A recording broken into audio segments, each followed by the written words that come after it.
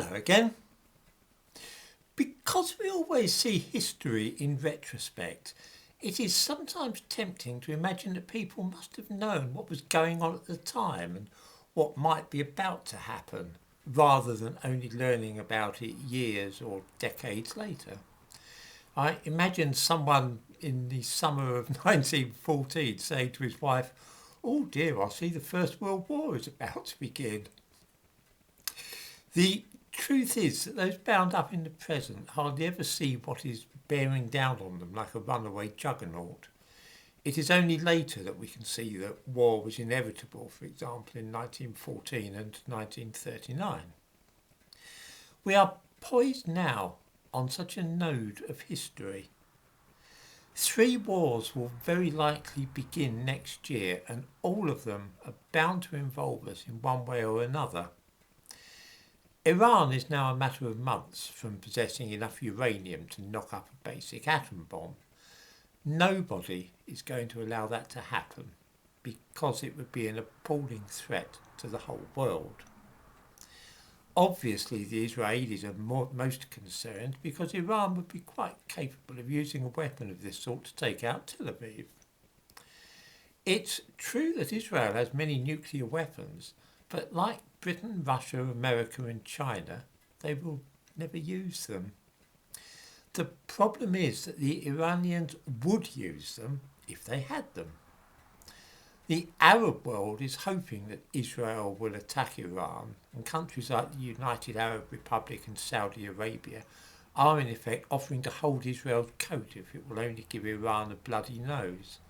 For reasons that need not concern us, no Arab country wants to see Iran as the dominant Muslim power. Firstly, the Iranians are Shiites, which makes them heretics from the point of view of many Orthodox Muslims. Secondly, of course, they're not Arabs, so having them as the centre of the Muslim world is unthinkable. This is what's at the back of all the friendly exchanges that we've seen in the last year or so between Israel and Arab nations. They haven't really become best friends. It's just that they have mutual interest in attacking Iran.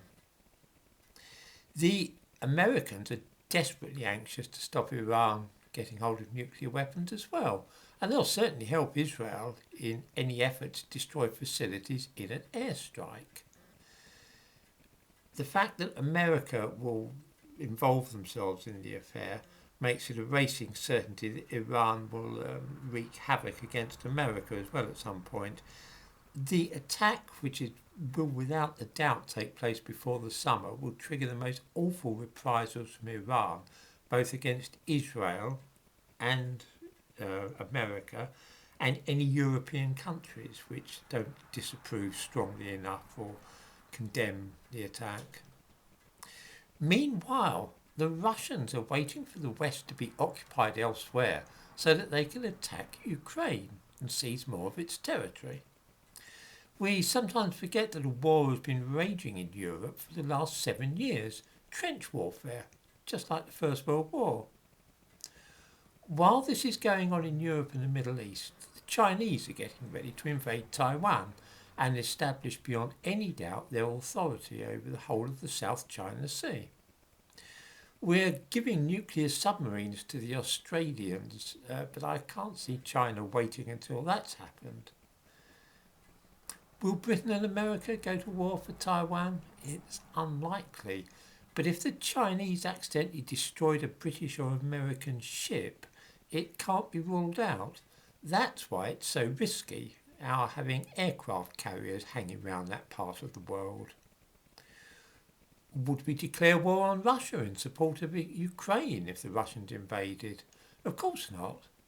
But then again, we're stationing troops in the Baltic and Poland, and it's easy to see that if anything happened to British or American troops there, then we might feel obliged to retaliate against the Russians.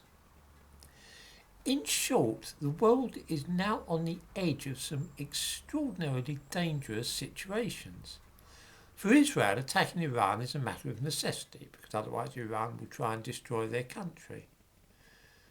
Putin, of course, knows perfectly well that Ukraine does not threaten Russia, But a short, sharp war can play well with your country.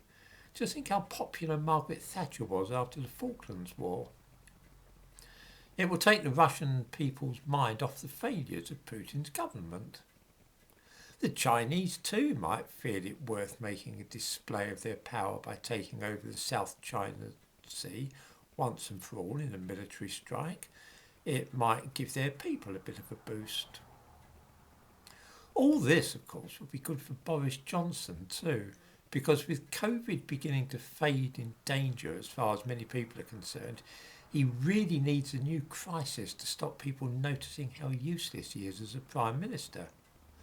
I can't help wondering if he did not dispatch an aircraft carrier to the South China Sea and troops to the Baltic for this very reason, to wind up the Russians and Chinese and give him a chance for a little sabre rattling if things turn nasty. At any rate, it promises to be an interesting year.